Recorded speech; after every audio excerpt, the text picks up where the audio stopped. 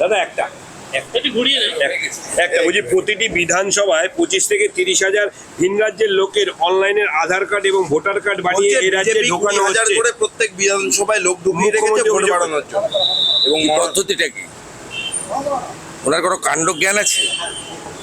14 বছর ধরে মুখ্যমন্ত্রী আছেন। ইলেকটোরাল রোলের রেজিস্ট্রেশন অফিসার কে? District magistrate. ওনার কোনো কাণ্ড জ্ঞান আছে? 16 লক্ষ ডুপ্লিকেট ভোট আমরা বের করে দিয়েছি, ডিলিট করাবো বিধানসভা ভোটের আগে। 26-এ আপনাদের মূল জিনিস কি? অন্নপূর্ণা বিকালে বলবো।